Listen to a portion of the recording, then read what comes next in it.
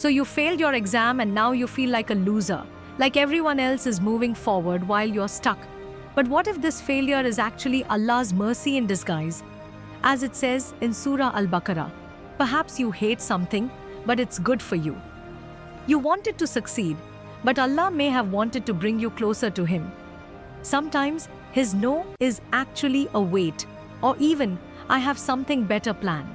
Consider Prophet Yusuf, alayhi salam, thrown into a well by his own brothers, sold as a slave, imprisoned for a crime he didn't commit. In worldly terms, he experienced failure repeatedly, yet behind every setback, Allah was preparing him for greatness, building him into a future king. You don't know what Allah is saving you from. You don't know what He's preparing you for. This isn't the end of your story. It's just the plot twist in your journey. Your failure doesn't define you. Your patience, your effort, your dua, that's your true grade. Life isn't just about academic achievements. It's about who you become through the tests. Maybe Allah wants you to learn resilience. Maybe He wants to pull you closer to Him. Perhaps this moment when everyone seems to have gone ahead is where you finally meet yourself and your Rabb on a deeper level. The Prophet Muhammad, peace be upon him, said, "Amazing is the affair of the believer. Everything that happens is good for him." This wisdom from Sahih Muslim reminds us that even in apparent failure, there is benefit for the one who trusts in Allah's plan. So cry if you need to, but don't quit. Pray, reset, and try again.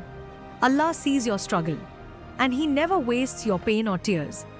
Have you truly prayed about your situation? Not just made dua casually, but sat down with a broken heart and sincerely cried out to Allah? Have you opened yourself completely and said, "Ya Allah, I don't understand, but I trust you. Guide me, I'm lost." That moment of raw, sincere connection with Allah is worth more than any A+ degree or job title. Because when you find Allah in your failure, you've actually succeeded in the most important way. The worldly loss becomes a spiritual gain when it brings you to your knees in genuine devotion. This quiet moment of surrender, when all worldly solutions have failed, can become the turning point where your relationship with your Creator deepens. Sometimes Allah allows difficulty specifically to hear your voice call out to Him with complete sincerity and dependence, stripped of all pretense and self-sufficiency.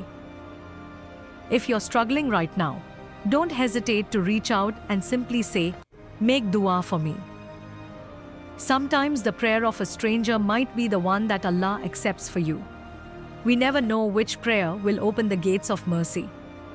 Let's create a space of healing, not judgment, a community where hearts connect and uplift each other. When we share our struggles, we remember we're not alone in facing tests and trials. Others have walked this path before and emerged stronger.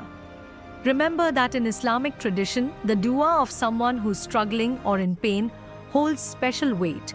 Your vulnerable state right now might be the perfect condition for your prayers to be answered, as your heart is softened and truly seeking divine guidance rather than worldly success alone. You didn't fail. You're just being redirected to something better. Allah's plan for you is perfect, even when it doesn't match your expectations or timeline. What seems like a detour might actually be the direct path to where you truly need to be.